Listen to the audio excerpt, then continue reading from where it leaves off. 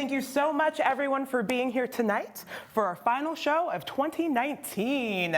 We have come a long way since episode 1, and we're overjoyed with the response and feedback we've gotten from you, our viewers, and the community.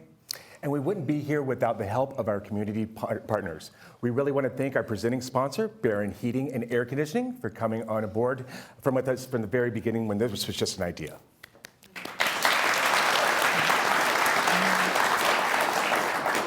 Part of what we want to do with this show is have constructive conversations that affect all of us locally. Sometimes that can be difficult and uncomfortable. Tonight, we're going to talk about homelessness and what that looks like in our community. We have some incredible organizations that do so much in our community. Tonight, we're talking with the directors from 4 local nonprofits to get their insight on how they are helping to address some of the bigger needs in our community. But before we dive into tonight's topic, let's check in with Tyler Anderson from WhatComePreps.com for a look at what's happening in local sports. Hi, I'm Tyler Anderson from WhatComePreps.com, and let's look at what's happening in your home county. The fall season is over, and as the season changes, so do the athletics. It's an entire new crop of sports as we kick off the winter season in Whatcom County. In girls wrestling, Mount Baker, Ferndale, and Linden all return state participants. Ebony Bowie will lead the Mountaineers. Hope Jose Day and Alex Brulot are the top Golden Eagle grapplers, and the Lions are led by a terrific trio of juniors with Haley Holstein, Betty Briseño, and Amira Hannawell. In boys wrestling, Squalicum will have the upper weights covered with Cesar Vasquez and Adam McCluskey. Blaine has a rich history, and it will be led by Luke Westfall. And Bellingham can make a strong push this year in 2A, with Josh Perry and Elijah Marquez dominating the lighter weight classes and big senior Julian Donahue as the heavyweight. In the 1A ranks, Meridian is led by Matthew Hudson, while Nooksack Valley returns upper weight stars Cameron Bauman, Hunter Morgan, and Gabe Deersing. But both teams will likely be chasing Hall of Fame coach Ron Lepper and his Mount Baker team. The Mountaineers featured Nico Johnson and Jake Anderson in the lightweights, Killing Cronk in the middleweights, and seniors Kanan Moa and Cody Salisbury in the upper weights. Shifting from the mats to the hardwood, Coach Jerome Toby leads a strong Lummi basketball team, especially with 4-year starter Caleb Reevy. The always dominant Lynx of Linden Christian lost a lot of firepower due to graduation, but still have sharpshooters Andrew DeVries and Jaden DeBoer, as well as seniors Bryce Bauman and Zach Sipma. Meridian should make a strong push in the 1A ranks as the Trojans return Jackson Short, Ryan Johnson, and Jordan Veenstra. The 2-time defending 2A state champion Linden Lions are always loaded, and they will be led by senior Brock Hepner and 6'10" junior Liam Hannenberg. Squalicum also returns a lot of talent, especially in the backcourt, with seniors Devontae Powell and Diedrich Mitchell. In girls basketball, Ferndale went 15-8 last season and returned a lot of talent as well, including Ashley Thomas and Brianna Burns. The 1A ranks are loaded with Nooksack Valley, Meridian, and Linden Christian. The Pioneers have a lot of length with Cora Larson, Jenna Compton, Maya Galley, and McKenna Wickers. The Trojans return do-everything senior Jolie Sipma, as well as sharpshooting sophomore Finley Clays. The Lynx are always a perennial state championship contender, and this season will be no different, as Riley Dykstra, Liv Mellema, Emily Mellema, and Libby Stump all return to guide the Lady Lynx to another deep run into early March. Perhaps no team in Whatcom County returns as much talent, depth, and determination as the Linden Lion girls basketball team. Rob Adams is now in his 13th year as the head coach, and his fast-paced brand of pressure basketball has brought him 2 state championships. Seniors Keely Hershey, Ruby Vanderhoek, and Liv Choker all returned from last year's impressive squad, as well as 6'1" junior Faith Barr, who was forced to miss last season due to an injury.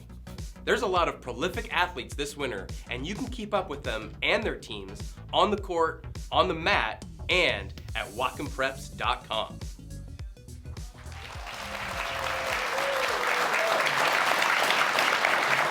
We really appreciate the time and energy that Tyler puts into these segments. His enthusiasm and excitement for local sports are inspiring, and we really want to thank him for all he's done for the work on the show. Absolutely.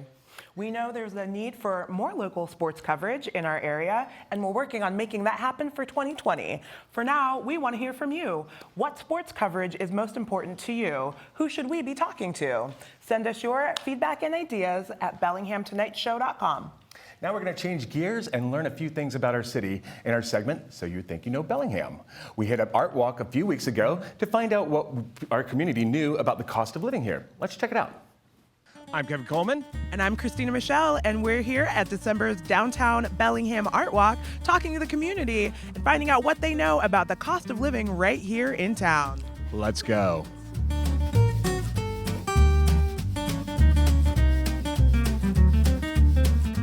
Bellingham has a new minimum wage starting January 1st. Do you have any idea what this new minimum wage is going to be? $12.50 an hour, $13 an hour, $14 an hour, $13.50. There you go. This past July, Bellingham's median house price hit an all-new high. Do you know how much that median was? No. More than I can afford, so I don't really care. $350. I'm gonna say 350. $350K? You know, maybe 6 years ago, you would have been right. I would say probably around $700,000. You're actually closer, I feel like, than anyone else has at Ben. It was 501. Do you know how many hours it would take to own a house if you made $13.15 an hour at 501? Oh, I can't do that math right now. It would take you 37,000 hours of working to then afford a median priced home in Bellingham. Wow! 37,000 hours. Seems like a lot, right? Welcome to America. You're gonna work forever. You'll never essentially be able to own anything. What is the basic cost of living for a family of four in Washington State right now? What costs annually? You can ask the parents. They lived it. For the whole family, probably 50, 60, 70,000 a year, something like that. Okay. It's actually 62,000. Yeah, and that's a low ball figure. What percentage of households in Whatcom County do not make the basic cost of living? A lot, I imagine, as a person that volunteers at the food bank, quite a few. 39%. Holy, that's higher than I had thought. Yeah, it's impactful. So yeah, there's some food for thought for you. Yeah. Want to go back to dancing? Yeah. Okay. Cool. Thanks, man.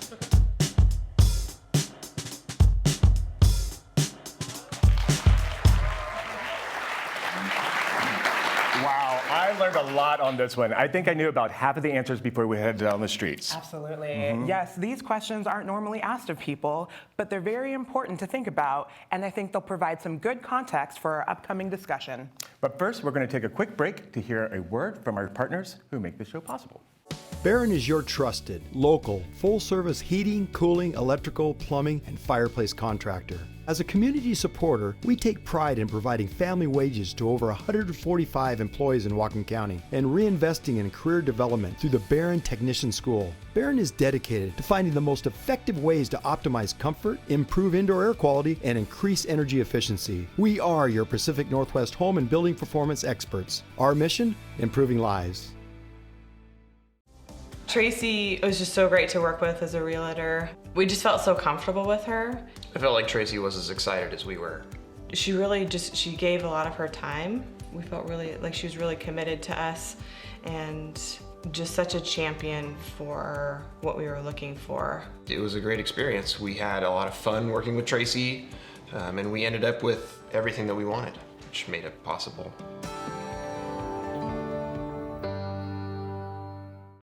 There are a lot of factors that contribute to the cycle of poverty and homelessness in communities. Last week, our team caught up with a few local experts from the Opportunity Council, the Whatcom County Department of Health, and the Bellingham Police Department to better understand what's going on right here in our county. Let's take a look. I think homelessness is really one of those things that it's dangerous when we see something like this and we allow it to exist. You know, I think that we in Bellingham, Whatcom County, anywhere in the world really, have an opportunity to do more And as much as we see homelessness and accept it, I think we sell ourselves a little bit short in terms of what we can do as a community. Watch your step. All this plot of land is multiple private chunks of private property that all kind of butt up against each other.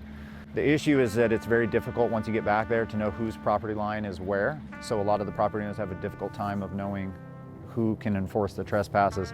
So over the course of about 2 years, you had camps being built up. The last time I was out here was February when all the snow hit. People were given notice to try to clean it up or that they needed to leave and vacate. The property owner tried to clean up, ran into some legal issues with the cleanup process. But there are chunks of land like this all over Bellingham that property owners are dealing with, or the city's dealing with in the same capacity. So. Right off the bat, I haven't been homeless, so I don't want to speak on behalf of others. But from the people I have talked to, homelessness sounds real tough. It can be scary, it can be lonely, it can be dangerous. The longer that we're outside and in harsh elements and being traumatized, our physical and mental health gets worse. What we often see, and there's a lot of stories where people think, wow, your addiction must have been what made you homeless. And when you actually get to know the person and their story, they lost a job, they were disabled, L&I ran out, they lose their house, they're on the streets, they don't use it all. 2 years later, bunch of bad things happen, start getting mental health symptoms, don't get treated, and now they got a substance use disorder. So if we look at them at that point in time, we might say, you know what, this person's addicted to alcohol. But if you looked at what happened, it's economics. A lot of people ask, what are we, the police department, doing about homelessness? Usually what they're talking about is that smaller percentage of the overall homeless population that is very problematic because they're refusing services and they're really digging in and refusing to change. However, the biggest percentage of the homeless population are people that are just dealing with the fact that they can't find an affordable place to live. They lost a job and are in between places or trying to get back on their feet. We know that there's a lot of people kind of on the edge. There's a study that came out recently from the Federal Reserve actually that determined that about 12% of the population is unable to withstand an economic shock of $400. That turns out to be about 27,000 people in Whatcom County. So that's a lot of households where we're seeing these little things that can spiral out of control, that can knock people from on the edge into homelessness. Once a year we do something called the point in time count. That's coming up again this January. The point in time count is kind of the best version that we have of it's kind of like a homeless census. So we do this every year. It is mandated in order to get some of the federal funding. Last January we counted about 700 people. That was people who had spent the previous night homeless. We are making incremental change. 2,200 people in 2018 got help by the system that we partner with, Lydia Place and CCS. That's powerful. Tons of people are getting housing. But as we said, there's still 700 out there, right? So we got a lot more work to do. It's hard to get out of homelessness because there are so much energy and resources into just getting through the day, finding a place to sleep, finding something to eat, finding clean water, finding a place to use the bathroom. It's very cyclical. A lot of these people, even if they do get arrested or put in jail, when they get back out, they have nothing to go back to. I've heard from a lot of folks that we interact with on the street that it's tough to get a job if you don't have an address and you don't have a place that you can call home and receive mail or get calls back. It's my theory that really this is an economic issue that becomes a behavioral health issue. It becomes a medical issue because we don't treat it.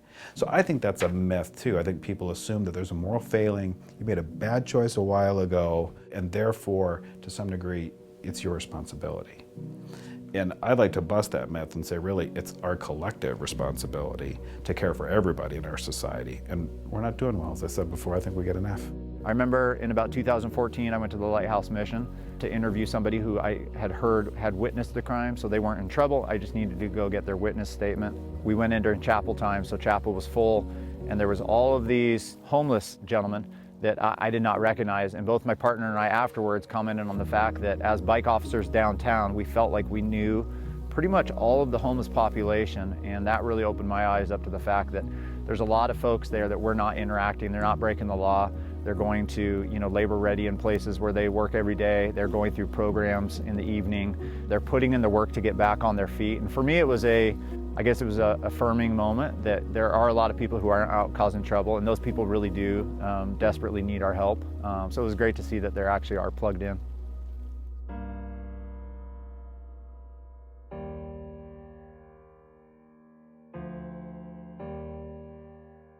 I think a real important part is being able to listen to people. And I don't mean that just with your interactions with homeless people. I mean that with the entire community. Hearing what they have to say, getting past that sort of superficial, oh, I'm fine. Homelessness really takes off when people are isolated, when they're cut off from their resources, their family, friends, social supports. The more that we can step in there and lend a hand early on, the much better it's going to be for the community. What kind of community do you want to live in? And what values would that represent?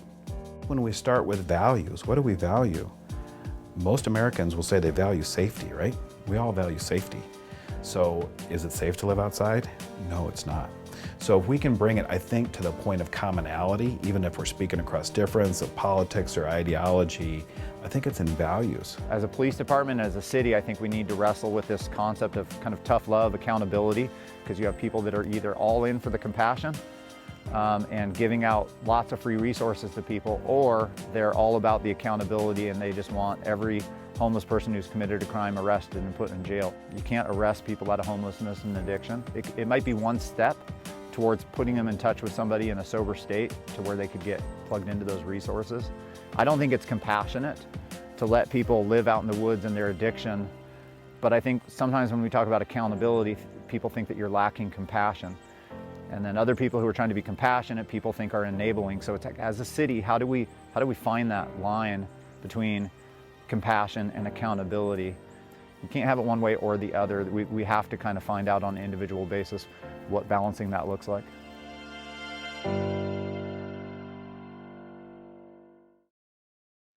Wow, what a powerful and impactful piece. It makes me really want to understand where we need to go with this, how we can find a middle ground to find solution-based ideas so we all can make a difference.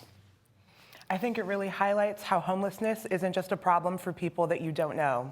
It's eye-opening that without a safety net, an amount as low as $400 can start a domino effect that's almost impossible to recover from.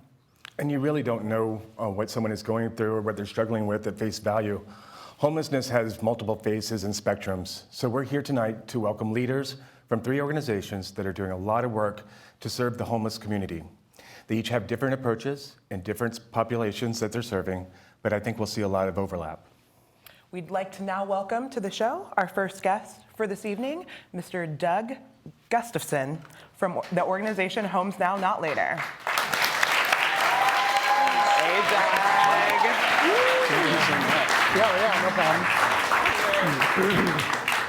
Thanks for being here, Doug. Oh yeah, no problem. Thanks for having me. Okay, so I'm just going to ask a question because everybody wants to know what's happening at Homes Now. There's been a lot of controversy. Tell us. Oh yeah, so there's been a lot of things happening at Homes Now.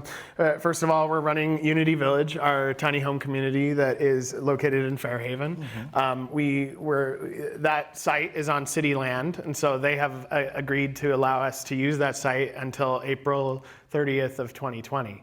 Now, what's been happening with Homes Now over the last 2 months was we had a recent thing where the former president I had uncovered information that indicated that financial improprieties happen with donor money, and so as soon as we found that out, we exposed it, and once we exposed it, we wanted to fix it. And one person's actions do not reflect on the organization as a whole, and that's what we mainly want to say. But the good thing about it, though, is that things have moved in a really positive direction. I feel really good about the future. We are putting out a petition to extend our current site at the current location for as long as we can. It's right next to the sewer treatment plant. It's not due to be worked on for 3 years. Or used when the sewer treatment plant expands in 3 years. And so until then, why not let us use it? But anyway, our contract is officially over at the end of April. So we're trying to secure a site to move Unity Village to. We're doing a private fundraiser to buy our own land. We're also working with the county and identified a number of sites for a second site. Sat Paul, who's coming in as county executive soon, he said that he was interested in working with us for a second site, not to move Unity Village to, but for a second site. And we're all for that. That's what we want. We want to expand. So it's been a wild ride, but it's going pretty good.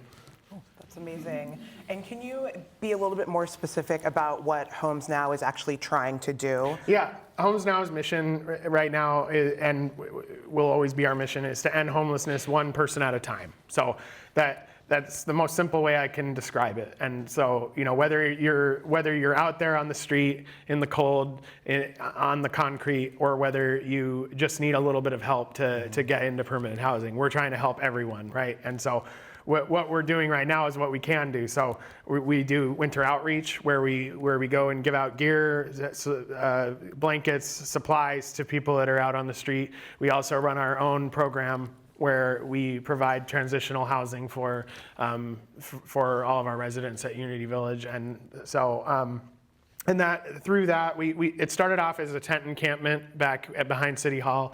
It grew from there, and now it's all tiny homes. We don't have any tents, and so through our program, we have around a 30% rehousing rate. So around a third of people who have come through have found permanent housing. I think that's great. 30% is great. What about the other 70%? What happened to them? Yeah, so about a third, because the residents themselves form these rules that we have to live with, that people have to get along. There's some rules they have to follow. And again, that we all work together to form those rules. We're not simply imposing them, but when people sign that they agree to follow these rules, we don't instantly kick somebody out if like a rule is violated. But like there's certain people that they've violated some obvious rules and they've agreed to self-evict if they don't follow those rules. And then a third decided to leave. Either they didn't like the community living aspect or another reason, but they decided to leave. So about a third got permanent housing, a third decided to leave, and a third self-evicted. Now, not only how did you get involved, but essentially what inspired you to lead a crusade such as this? A crusade.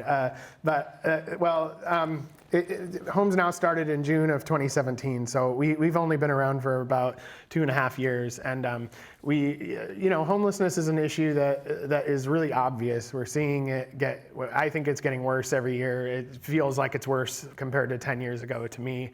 And it's always been an ongoing problem in our country, but I think it's mostly economic. I think that everyone has their issues, but like the main issue at the root of it is that rent costs a certain amount, and there's certain services that are needed, and the services aren't available, and the rent is getting higher and higher, and the amount of money that you're getting in, whether you're working or whether you have disability or Social Security, it's not enough to cover those costs, so people fall through the cracks. So yeah, that totally fell through the cracks. How do you draw the line between accountability and compassion?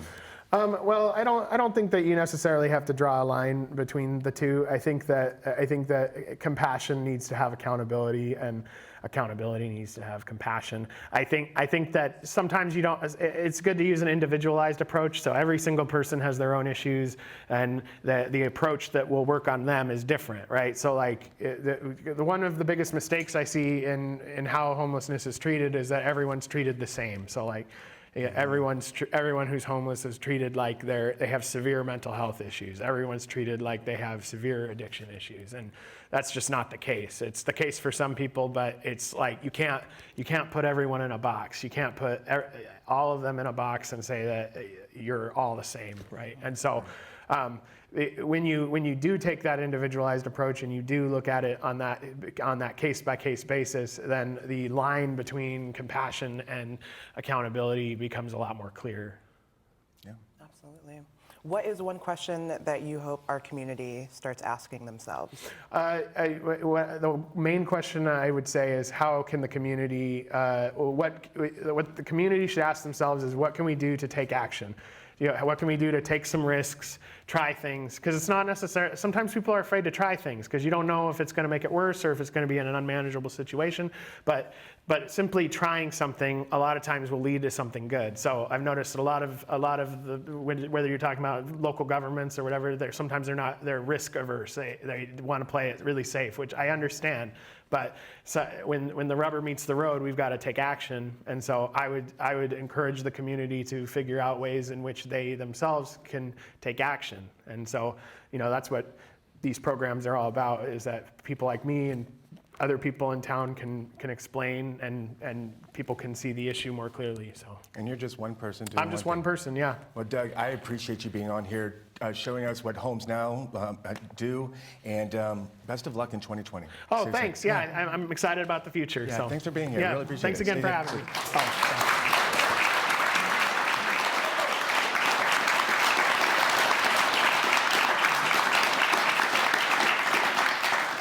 After the break, we'll hear from our next guest, Hans Erchinger Davis, the Executive Director at the Lighthouse Mission. We'll be right back.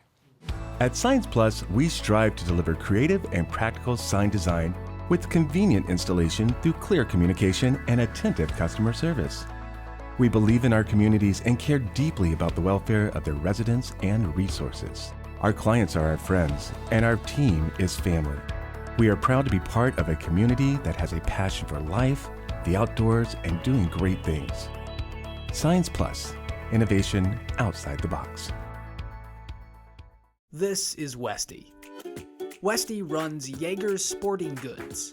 This is Westy's dog, Penny. Penny's easily distracted, but she loves to go hunting and fishing with Westy. Yes, Westy and Penny are a pair of Pacific Northwesterners through and through. And Westy and Penny love banking at their local Pacific Northwest Bank. First Federal. People love us. Our next guest is Hans Erchinger Davis. He's been with the Lighthouse Mission for 13 years and has been Executive Director since 2016. Let's give it up for Hans. Thank you so much for being here. Yeah, absolutely. Thank you so much for joining us. Thanks for having me. Of course, our pleasure. I want to dive right in. We all see the Lighthouse Mission signs everywhere. Yeah. What is it that the Lighthouse Mission actually offers? Well, the Lighthouse Mission offers all sorts of interventions to various stages of life recovery someone might be in. We try and scaffold people to a place of that flourishing life, and these different stages along the way are what we offer. So everything from going out and outreach year-round to the various camps and overpasses, passing out sandwiches and toiletry kits, but ultimately creating friendship and relationships with people, trust relationships that allow them to want to take next steps into our drop-in center. In the drop-in center, we partner with 25 different agencies, people helping out, they're supporting the effort. The drop-in center is meant to be a motivational shelter. It's very simple, very basic, but meant to get people to that place where they're desiring to move forward in some way, and you have to have that trust relationship to continue doing that. From there, people oftentimes go to our Ascent program for men, which is an addiction recovery program that's a year-long, as well as our Agape Home, which has a similar program for single women or moms with kids. Wow. So I did a little history on you. And I know that you're a fourth-generation Bellinghamster. That's right. And that you grew up here. Your family actually had a dairy farm, which was where the old Costco was. Yeah. And your dad actually took you to the mission when you were 8, and you learned about that there. So do you think that this is part of your personal mission to be part of this organization? Oh, yeah. I mean, you grow up in a town, you grow to love this city. You also see the need, and I'm a person driven by pretty deep conviction theologically. I really have a deep concern and care for the poor. But also I have people I care about that have suffered with serious mental health issues and with homelessness and addiction. And so those emotional beats in my life, they kind of feed that desire to want to do something about it. That's amazing, and we thank you for that, 100%. As you've been involved with the mission for so long, can you talk a little bit about how it's grown in the time that Sure. you've been Well, around? the need obviously has grown. We've seen that over the years. I know just 3 years ago, we virtually doubled our capacity just to try to continue to meet the need, because we were turning dozens of people away, especially during cold weather times. And so, yeah, the need, we continue to see it growing. The need, we see this need, but it's not always just a material response either. We see a lot of people that are wrestling with issues of relationship or identity or issues of vocation. Who am I? What does it mean to live in this world? And so, when you think of it from that framework, it's a different type of intervention that you want to address in a person's life. And so, the relationship thing is key. I say this all the time. People don't become homeless because they've run out of resources. People become homeless because they've run out of relationships. They don't have any family they can stay with anymore. They don't have any friends that they can couch surf with anymore. And so that's a different type of intervention to really meet that need. And the need continues to grow. And of course, rental prices going up and all that adds to it, of course. But there's a deep loneliness that people carry that I see coming through our doors. And how do you address that? Because that's the worst of human emotions, right? Loneliness. And really trying to create an environment where people can come in, feel welcome, feel wanted, and feel hope for the future. And that's what the mission's about. That's amazing. Would you say that's a situation of most of your clientele that comes in, is the fact that they are lacking relationships? Yeah, I mean, people have relationships, Right. of course, but some of those relationships have burnt down. And how do you get at that is the big question. It really takes knowing people well, too. Right? One of the questions that was asked earlier is this question of, is this going to be enabling somebody, or is this going to be empowering somebody for change? Right. And it really takes knowing somebody, because you want to offer an intervention for a crisis that's a true crisis need. But if it's a development need, if someone needs to grow in their skill set, or someone needs to grow in their relationship or their anger problems or different things they might have, then you offer a lot of different types of interventions that address those things. And it's meant to empower people up and out of their homelessness, and not just keeping them stuck in the woods necessarily by giving them free stuff. Absolutely. In the spirit of getting this conversation out and going and getting more people involved, what is one question that you would like our community to be asking each other and of themselves? I think I see in homelessness, there's people, they're like icebergs. And you see that top small percentage of the person. You see it in their dress and their behavior. But under the water is a whole lot more going on. That's the culture of a person. That's their heart. And so as people think about what can I do to help, think about taking those baby steps, because it is scary, and we live in an age of anxiety, I get that. But think of those steps that you can take to be a part of that solution that targets what's under the water. Because if you get after someone's heart, that has change that impacts a person's entire life. And impacts an entire community as they begin to grow and see their value and see the opportunity before them. And they start to work in the community and become people. They become citizens. They're not just victims that need charity to survive. They're citizens that have something to offer. So what are the ways that you can do that, can address those deeper underlying, under-the-water issues? Ask that question, and I think you'll start to see some fruit and rub shoulders with the people that need that kind of intervention, because that impacts the heart. And you impact the heart of yourself, that's when you see change happen in a community. So powerful. I've got nothing else to say. Follow up? I mean, what else can you follow up with that? There's a reason why you're the executive director. You have a passion, you have a purpose, and you have a mission, and it shows. And I thank you for everything that you're doing for our community. Thank you for just making Lighthouse Mission what it is and spreading the wealth of love. So thank you. We really appreciate it, Hans. Thank you. Thanks for having me.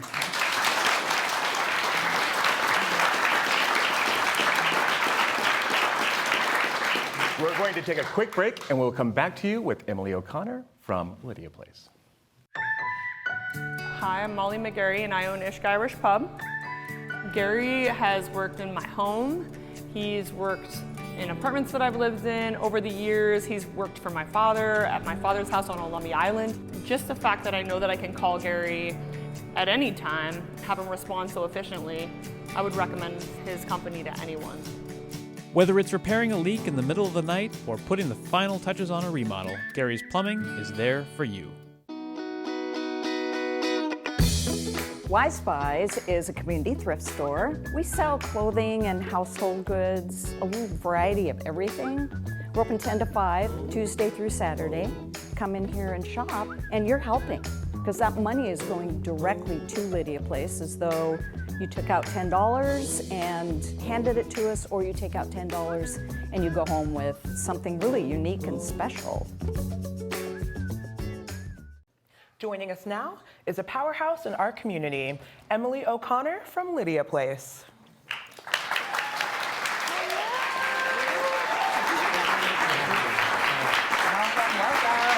Thank you. How are you today? I'm good. I'm glad to be here. This is a new and different day. It's exciting. Yay! Yeah. I'm so happy to have you. Thanks. Yeah. I love everything you do. You are a powerhouse. I can't believe everything that you do with Lydia Place. But tell us what Lydia Place does for our community. Well, we are, as you know, working in the sector of those experiencing homelessness. And what we're really trying to focus on, though, is not just changing individuals' housing status from, say, unhoused to housed, but really looking at what are the conditions that have contributed and led to them experiencing that housing stability, and how do we make sure we're doing enough within the scope of that work such that the children that are being served in our programs today can be that last generation in their family to experience homelessness, and can really come out of that in a way that gives them not just a marginally better opportunity at a bright future, but a real opportunity. And so that is, that means for us that we are doing a whole variety of different things in addition to housing, right? Housing being that first critical step. But then we also have really intensive home visiting parenting programs to help support the parents that we're working with. And you know, as a mom of 3 kids, parenting is really hard, and I have a lot of resources at my disposal.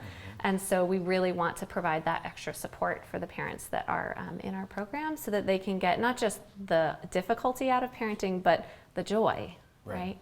And then we also have a mental health program as well, including a substance use disorder specialist. So really being able to meet people where they're at and support their whole health and address some of those things that oftentimes those trauma experiences that they've never had an opportunity to really work through, and give them the grace and the space and the support to be able to work on those things.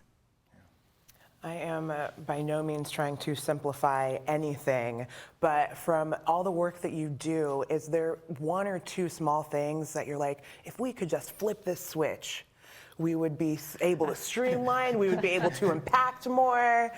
Is there anything like that that you see being so involved?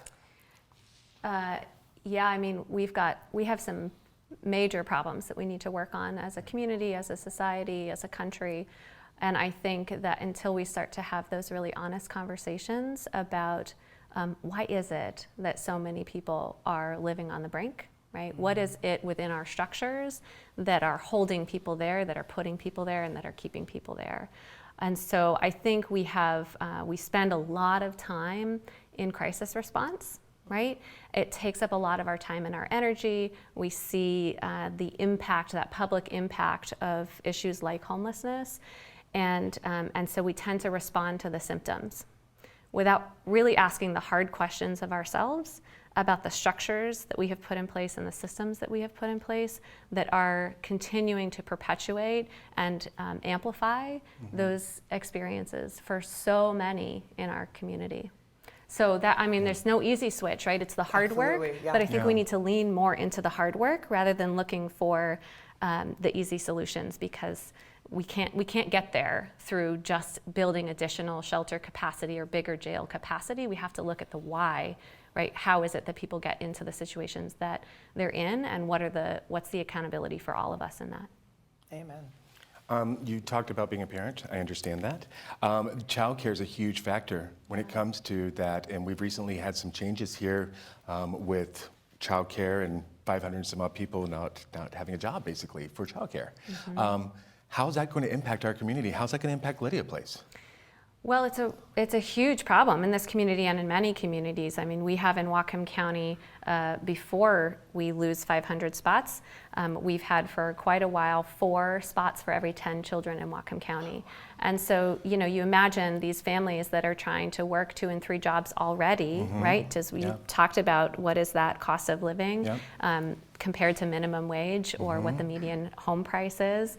And so there's a real uphill battle there for folks, and it has some really severe consequences when you can't find or afford childcare. And so those really complicate the situations. They puts children in not ideal, safe situations sometimes, because parents are doing the best that they can to be able to get to work. It costs employers a lot of lost productivity when their workforce doesn't have access to childcare. So I think it's an issue that we need to embrace, and we haven't done a good job of supporting families with children.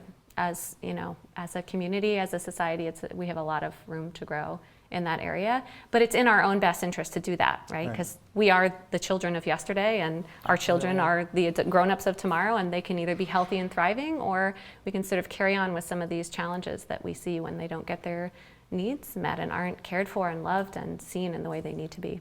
Definitely, absolutely. What is the one question you would like our community to be pondering? You know, when I think about those who are experiencing homelessness, there's a huge invisibility factor. And I think we need more compassion. And I think it would be worth our time to really think about what are the privileges that some of us are born with that others don't have, and also to really dig into, like, what should I know about your experiences with our structures, with our systems that have contributed to making your life hard, right? What do I need to learn about your experiences? And those are some questions that I think would be worth us all leaning into a little bit more to try and get at what's my accountability in this, right? You talked about accountability versus compassion. And I think we focus on accountability for the people who are already in a disadvantaged place, as opposed to accountability for us humans who have more resources than we need to get by. And these systems hold people down, right? So where's our accountability, right? Where's how we spend our money as a display of our values? And as Mike Parker said, I think we get an F. So I hope we spend some time really thinking about our own accountability, those of us who have opportunities and privileges in abundance. Wow. I've got no other question. Yeah, thank you. Thank you just for being here. Thank you for being a force behind Lydia Place. And thank you for making a difference. We need to have more people like you in our community. Thank you. It's my privilege. Yeah. Thank you so much. Thank you.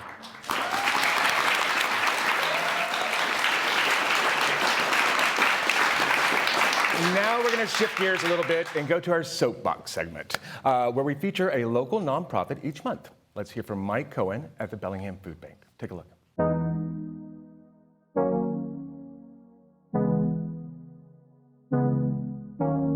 If you constantly have to think about where your next meal will come from, how are you supposed to think about saving up to repair your car?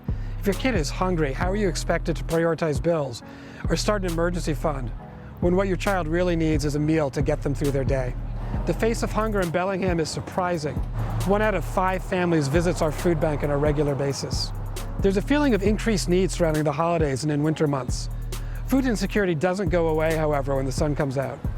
Instead, during summer break, we see an increase in families who visit our food bank because those parents are now providing more meals that their kids no longer have access to when they're in school. The truth is, we at Bellingham Food Bank react to the community's needs. We have little to do with who shows up at our door. We work to treat people with as much dignity as possible. We work hard to make sure that when they come to our food bank, they're not only treated well, but all families have access to the food they want, need, and deserve. To some, a world where food is abundant and accessible to all sounds like utopia. But should it? Americans throw out 30 to 40% of the food we create. That's more than enough food in this country for everyone to eat. But why can't they? Just as we should have a right to clean air, good water, food security is a right I think all people should have access to. Minimizing hunger in Bellingham is all of our responsibility. It will take a combination of living wage jobs, access to childcare, affordable housing, and healthcare to make sure everybody in our community is fed. Food banks can take care of the immediate need, but equipping people to stock their own pantry is a more complex problem that involves all sectors of our society. Do you think it's everybody's responsibility to take care of each other? Do you think food security should be a right?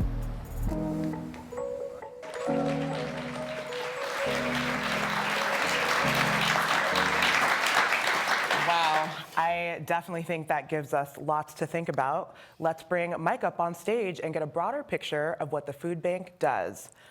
Welcome, Mike.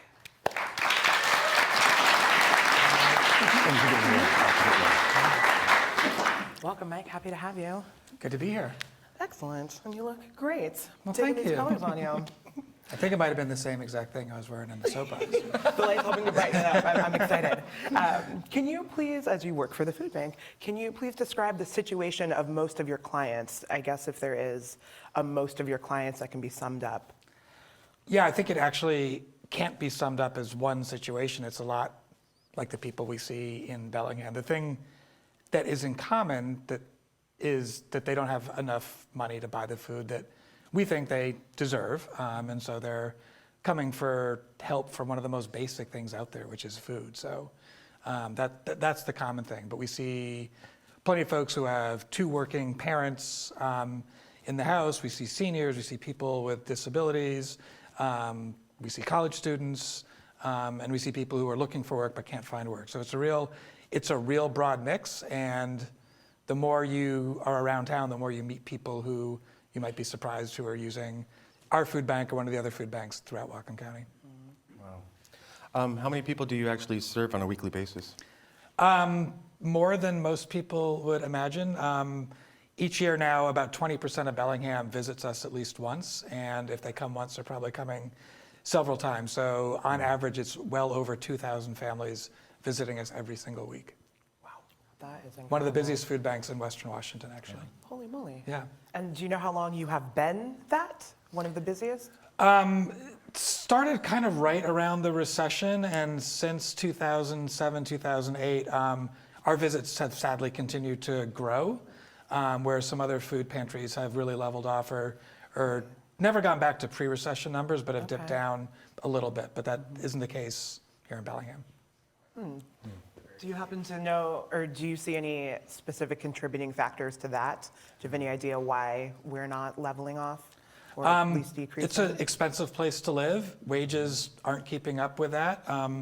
As the economy is recovering, and it's recovering better for some than for others. So I think it's just that the cost of living here is more than what most people are getting paid. And there is becoming a bigger gap. Absolutely. Well, no doubt about it. We see it all the time.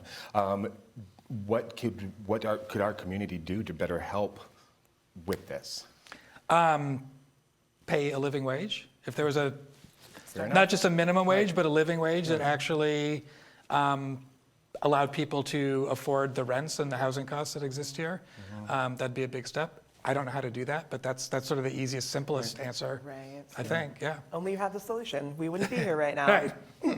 So besides food, is there anything else that the food bank offers? Yeah, I hope one thing that we offer for all of the folks who come to shop at our food bank is a smile and a lot of dignity. We know that no one wants to come to the food bank, and so we hope that when they walk in, they're going to be surprised with how they're treated. In terms of things that they can leave with, besides hopefully feeling okay about coming there, outside of food, we offer things as basic as toilet paper, diapers, and just last year we started carrying menstrual support products. So tampons, pads, and napkins, because we heard from far too many folks who are coming to a food bank that food stamps don't pay for those types of things. And we heard some pretty sad and tragic stories about the workarounds that women were going through to try to get by without the right menstrual support. So we offer a lot of that right now to families who come and say that they need it. Well, I know that's been a big success for us for this last year, especially for the females that need these products. But do you see you adding more services because there's going to be greater need? Yeah, it's always a little bit of do you go with the services before you figure out how to pay for it? So the answer is yes. We hope next year to be doing a lot of work with farm workers who we know when they're in the fields, they are overworked, they're underpaid, and they're really food insecure because they're often place-based at those berry farms and can't get to the grocery store even if they could afford to do it. So we're really looking forward to partner with the owners of those farms and some of the other nonprofits that work with those folks like Seymour Health Clinics to hopefully set up some pop-up food pantries during berry harvest season to make sure that the folks who are picking the berries that are eaten all around the world actually can feed themselves better while they're doing that work. Sad. And how does the food bank get its food and products that you supply to the community? Yeah, a whole bunch of different ways. So through the traditional non-perishable food drives that lots of churches and school groups and soccer teams do. That's still important. We rescue food from local grocery stores every single morning, food that they would be throwing away, but is still completely edible. So we get about 5,000 pounds of food each day that would be dumped or composted, but is still usable. We have great hunger relief partners like Feeding America and Northwest Harvest, who are statewide hunger relief groups who bring food up to Whatcom County. And then the thing that we're doing more and more of is purchasing food. If we just relied on the food that came to us or that was donated to us, the families would not be getting what they need and deserve. So we ask a lot of people for money, and then we put that money to really good use by buying it at incredibly cheap prices. And so we buy things like eggs and milk, and one of the things we're most proud of is we buy a lot of local produce from local farmers who sell it to us at below wholesale pricing. Because that's when we ask our shoppers, what do you want more of? It's the very things that physicians tell them to get more of. It's fresh fruits and vegetables and good proteins and things like that. So we're buying more food than ever before to make sure that hopefully we're giving folks not just what gets donated, but what they really need. Absolutely. What's the one question you would like to have each other ask each other of how they can help? What's one main question you would like to have answered? I guess if it's an individual, like if it's sort of like what are we asking each other? It's what am I bothered by, and how can I partner up and try to fix that problem? And it's sort of a one-to-one approach, because I think that really does, that can get people fueled up. I hear how rewarding it is from the hundreds of volunteers who volunteer at our food bank, and that's not a pitch to get people to come and volunteer at our food bank, but to hear people contributing to something that they want to do, that fuels their passion, I think goes way beyond that volunteer effort. So if people can just think about like, what can I do to help improve my neighborhood block or my neighbor or the friend who my kid goes to school with, and have it be an authentic relationship, have it be not just a sort of transactional handout, but a real honest building relationship with someone who might be struggling a little bit. I think that can be a catalyst for bigger things. Mike, everything you said was wonderful. Thank you so much for being here, and thank you for everything that you help do in this community. Thank you. We would be even more lost without you.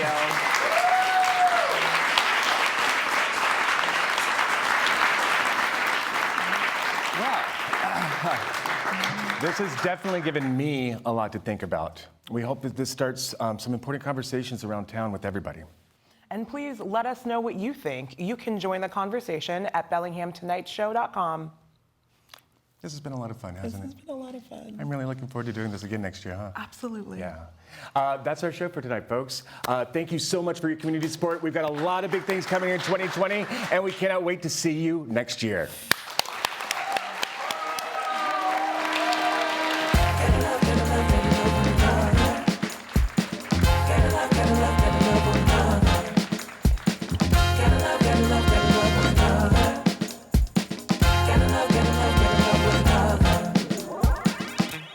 No matter what people want you to believe, don't ever turn back on your dreams. It's all in your hands, a change is near.